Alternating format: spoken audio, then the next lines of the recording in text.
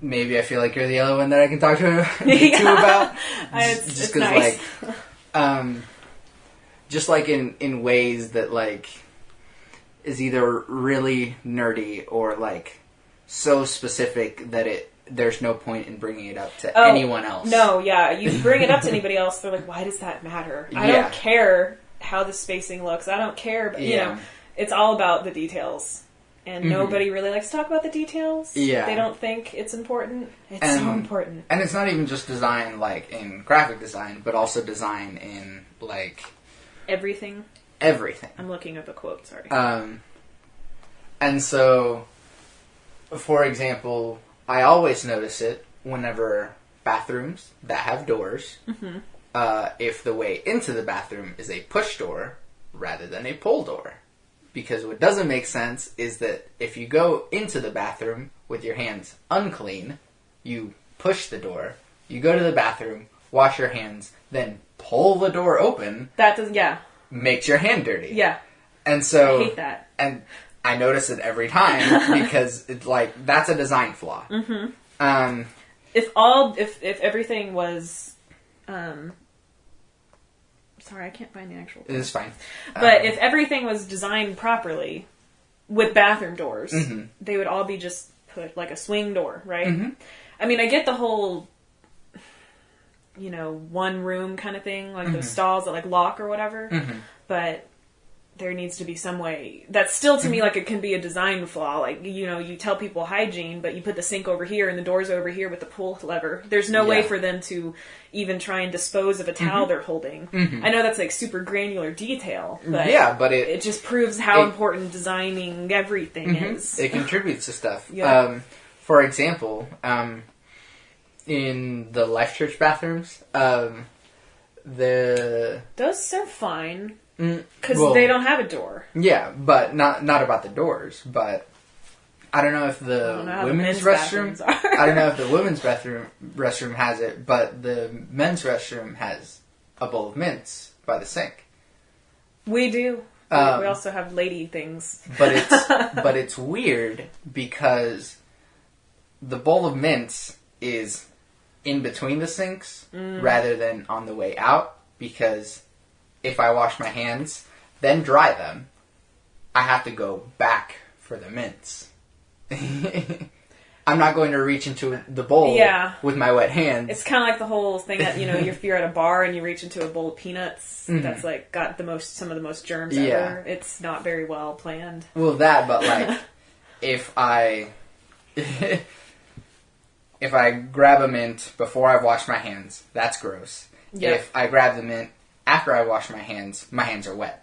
If I grab the mint after I've dried my hands, which the towel is on the way out, then I have to turn around to grab the mint. Yeah. Or even if you wash your hands and then get a mint, you don't know who else has not washed their hands, grabbed a mint anyway. Exactly. And so you're just So, like, design flaws, I notice them a lot. And it's just like, if I were to point them out to anyone else, they'd be like, you're neurotic. Well, the quote that I was going to look up, which I'll have to find it like later, you can look for it. It's what I live by with design, is that good design is invisible.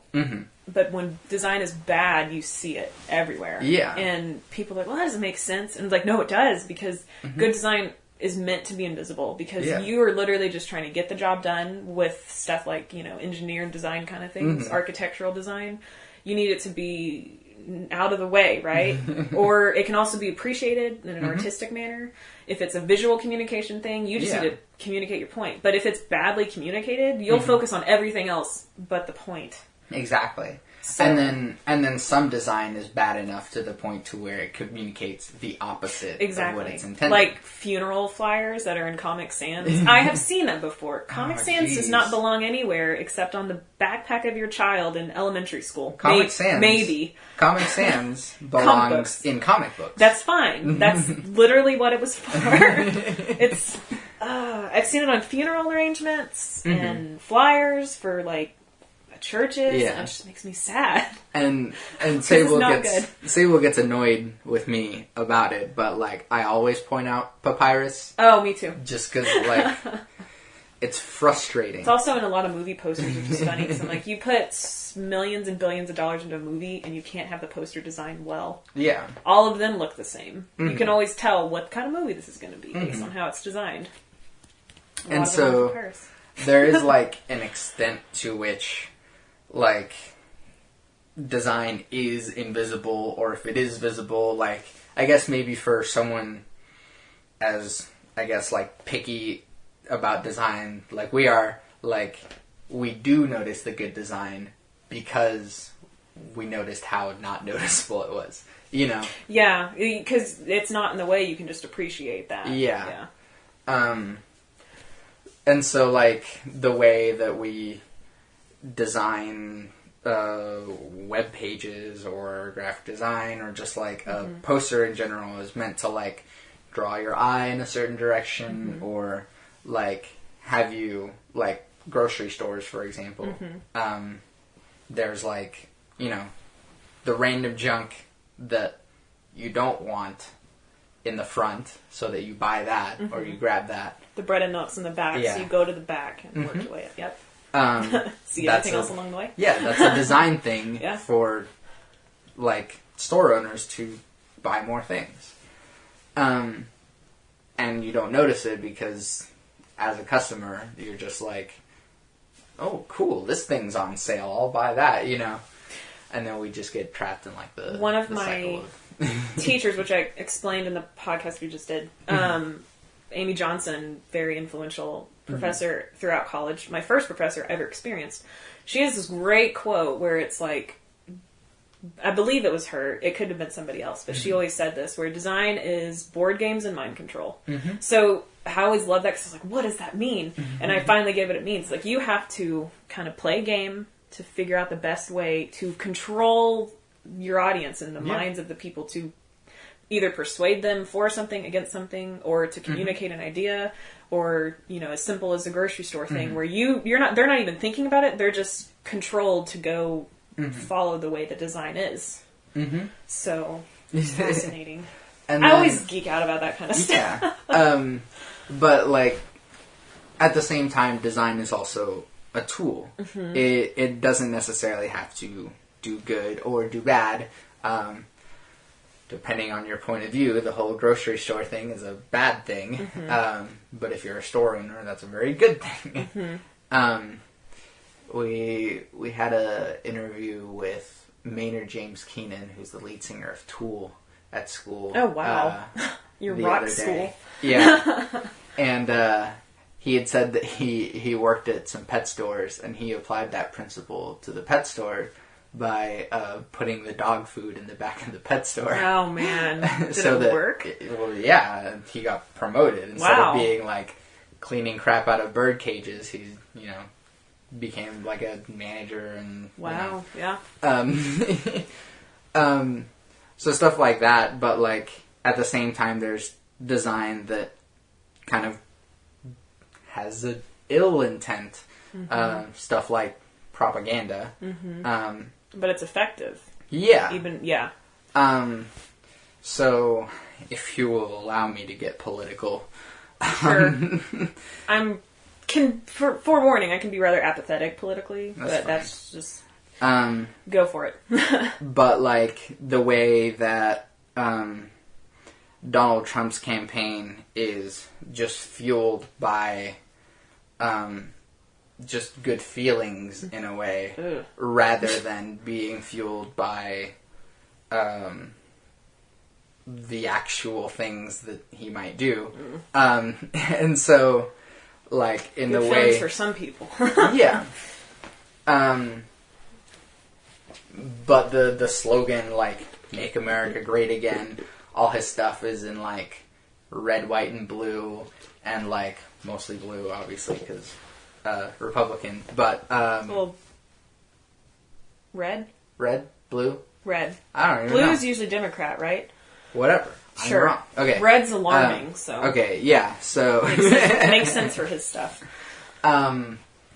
But it's all, like, you know, America colored. It's all like, hey, look at this guy. His Trump logo is in, like, bold, like, big fat letters to show you, like, it's big and dominating, and, like... To be fair, though, all of them have the red, white, and blue, I believe. Yeah. I think that's just a staple you have to have, but anyway, probably. But, like, in the messaging, it just says, like, oh, we are America, and we are great, and I am great. You don't know what... He doesn't know what he's doing. Yeah, well, I mean, at least his campaign does, so... Yeah, that's the thing. That's when the design kind of turns into this, like, good versus evil thing, but at the same time not. It's almost kind of like when lawyers accurately and effectively defend the bad villains. Wow, bad criminals. Yeah. You know what I mean? Like, they have to have a lawyer, and the lawyer has to do their job. So even a designer, if they're getting paid to do a job, and they're like, I hate Trump and everything he stands for, if they say that, they still have to make his campaign successful, or just refuse the job, refuse the job, or just not eat. I mean, it would be very morally conflicting for me to do a job like that, but that's. You have to separate yourself from your work anyway. Yeah. But even stuff like propaganda that, fun fact, propaganda in English says, like, messaging intended to, like, brainwash people. That's kind of like the connotation between, in Spanish, propaganda means commercial. Commercial, Like, just commercials that you see in between your TV show. That's hilarious. That's what propagandas are. Wow. And so, in a way, there is a sort of propaganda behind the word propaganda. Yeah. It's been given its a different meaning. Yeah. But the way that, design uses that is by, what's a lot of, like, Soviet, like, Cold War era propaganda. It was like bold, graphic, like, monochromatic, like... And a lot of the monochromatic had to do with printing at the time, and the printing presses, which is a whole other thing we won't have to get into. But it ended up being kind of with that imagery. Like, people think of that instantly with that imagery. And so if people are recreating that look, that's what they go towards. But it also, like... It also creates sort of, like, a sense of unity that, like, oh, the red, like, we are red, like... And so, like, the propaganda and the design sort of creates a unity, whether or not it's good or bad intended. What's some of your favorite, like, invisible design that you've seen? Big question. I'm not so good with designers specifically, because a lot of them belong to studios, or, they don't necessarily... It's not like art where you put your name on it. You're kind of... trying to think of something as of recently. I'm very fond of anything that uses negative space as a concept, because I feel like less is more. My personal favorite kind of style is less is more, because I feel like you can, like, design can be invisible that way, even more so. I'm trying to think of what it was that I saw. Anything that sort of uses that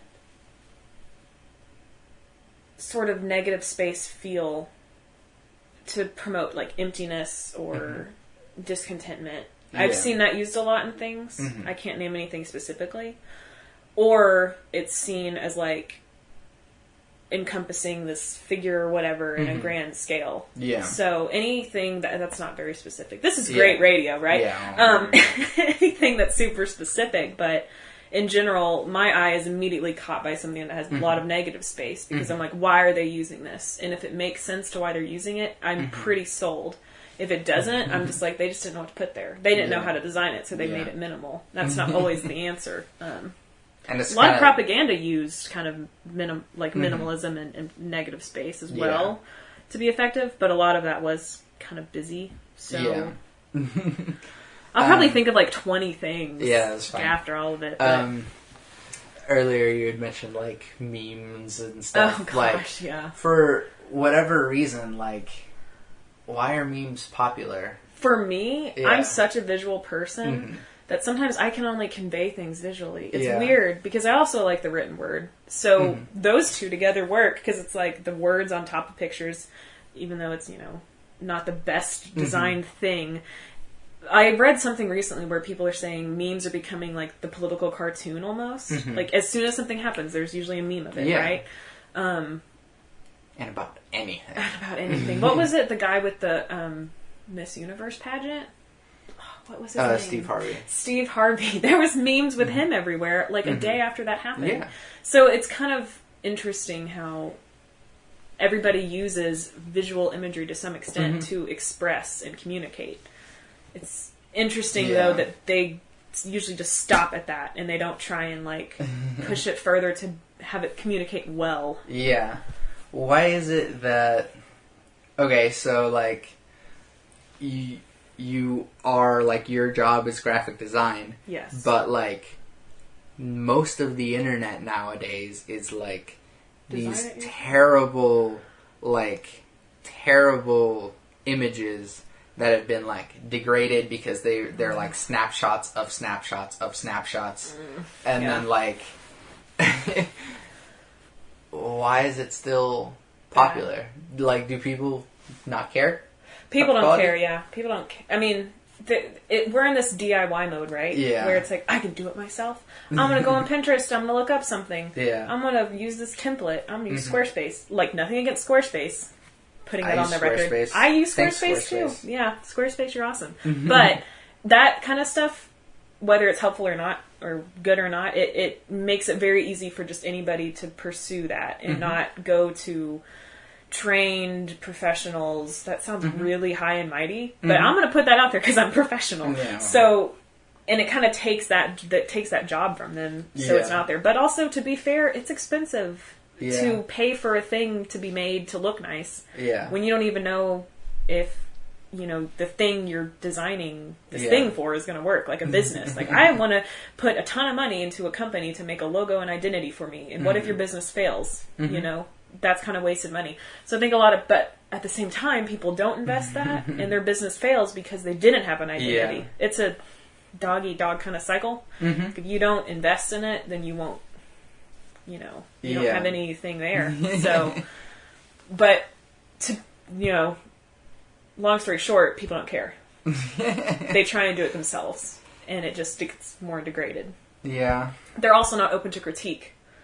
So they get too married to the thing, and they want to bring in critique. Not saying that if you get critique, you have to change it instantly, but they don't even want to hear it. So there's no way for it to get better, even if they did want to do it themselves. Yeah. Does that make sense? Speaking of Squarespace. Sorry, Squarespace. I know they make my website and everything, and, like, I was talking to you the other day about how, like, Apple assumes a lot of things. Yeah, the coding or whatever. Yeah. Well, Squarespace feels like an Apple product in the sense that... I agree. You don't know what you're doing. We know what we're doing. Let us do the thing. Which is great to an extent because Squarespace looks good in general. My website looks great. Yeah. It's very, like... There's hardly anything on it, and I'm fine with that. Like, I like how my website looks. But at the same time, like, my homepage, I want to put my logo on there.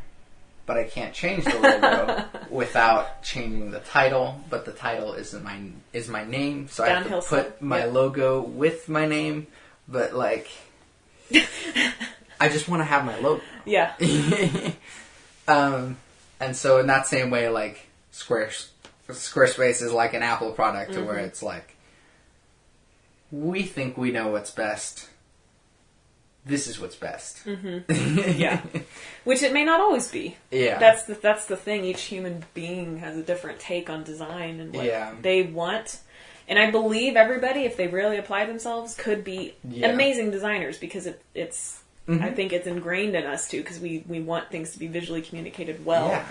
As shown by everyone's MySpace page. Oh, yeah. Everyone's like, I'm a designer because of coding on my MySpace page. Oh, gosh. This glittery thing.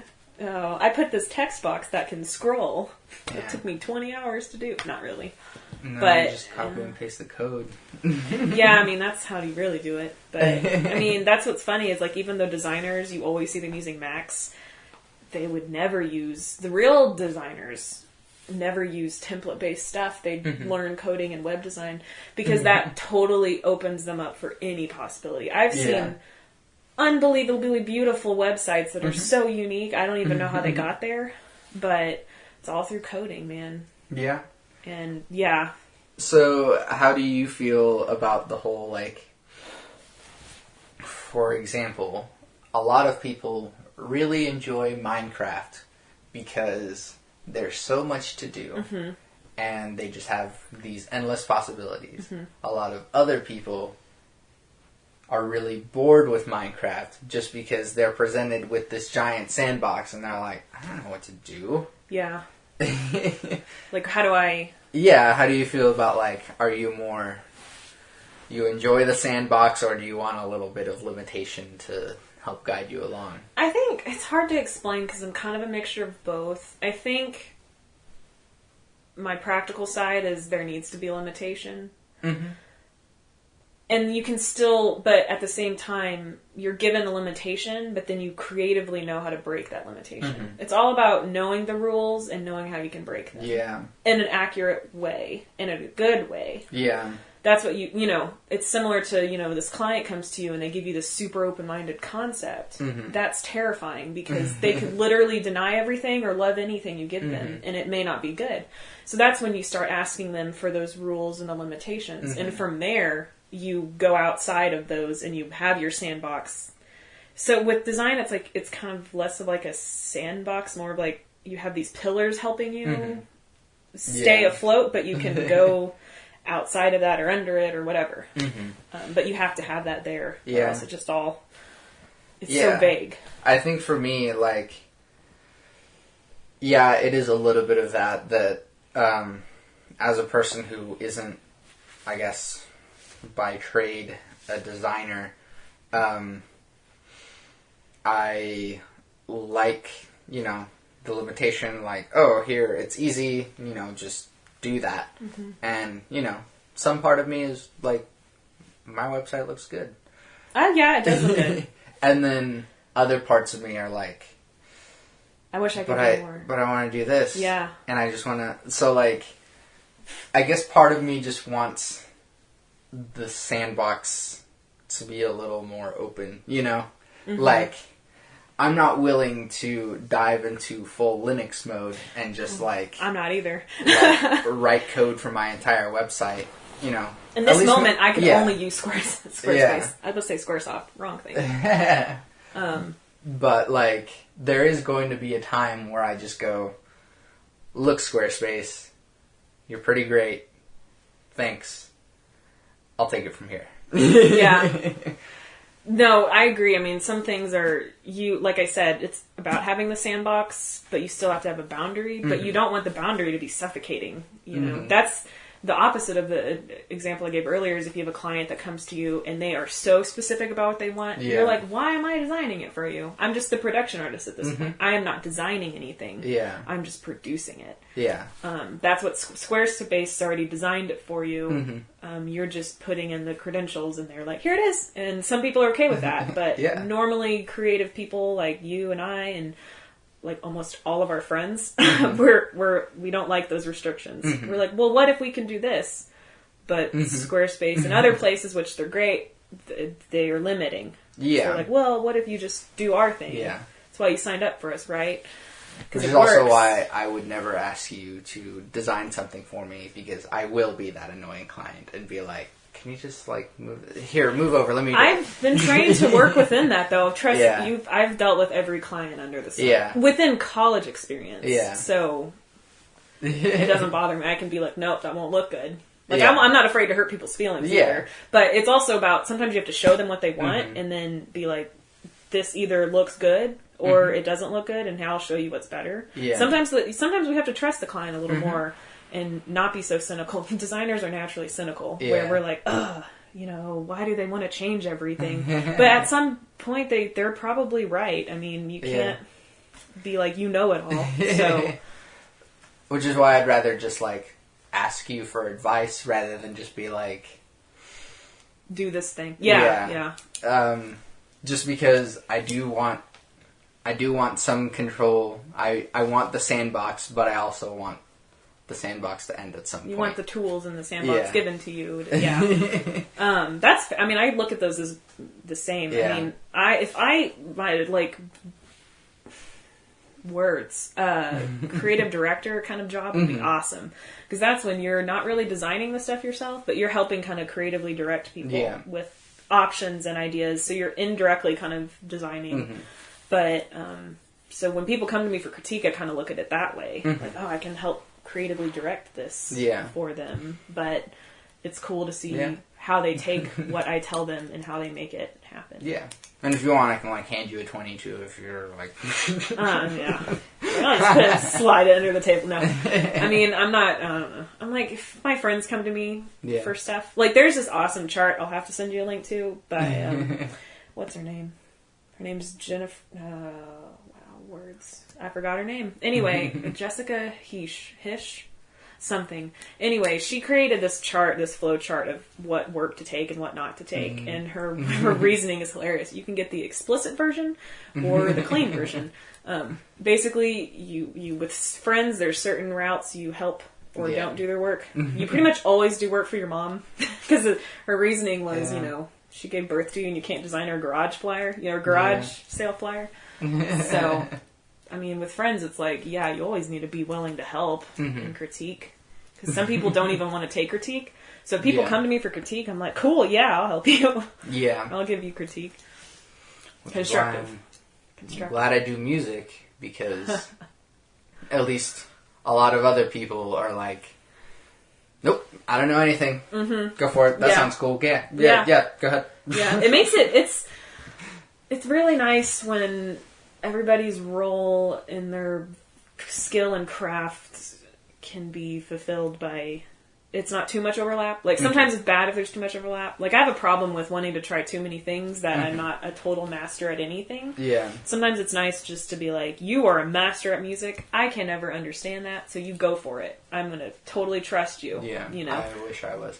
But well, to me, you are, just because I don't understand anything about it. But, you know, when you produce the music for our skit thing, it's kind of, I was like, what? How does he work this? But if I were trying to, you know, mess with everything, it would make the process a lot slower. So. No. And I also have something else to bring up, but that'll probably be off record. What's that? We're gonna make a video game. A video game? Cool. I'm game. It'll probably be slow production till after July. But so much. I think. I think Sable is getting late, anyways. But brought that up to me. Briefly, but she didn't tell me what it was. But so once again, since I just kind of started this one, I guess I should probably say hello, and again, welcome to Bit Depth. I'm Santiago Ramones. This is Meghan. Hi.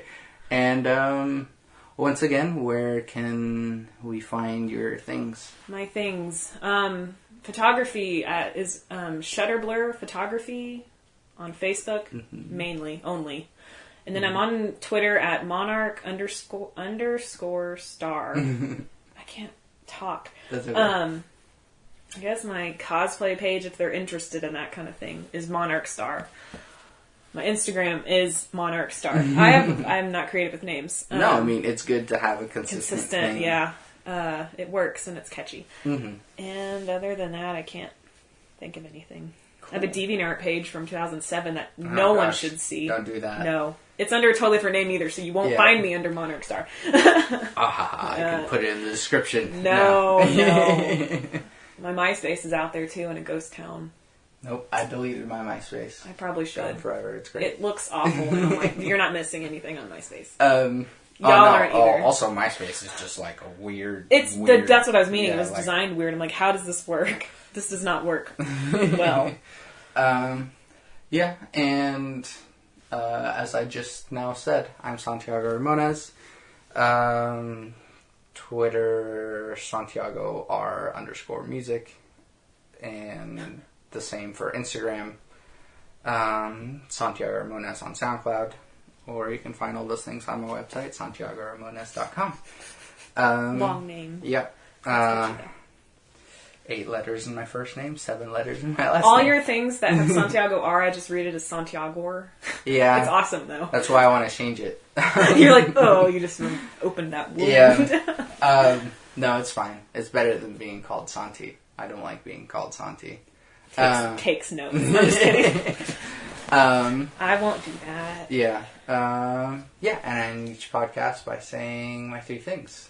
Love never fails. It's going to be okay. I might be wrong. Thanks for listening. Bye.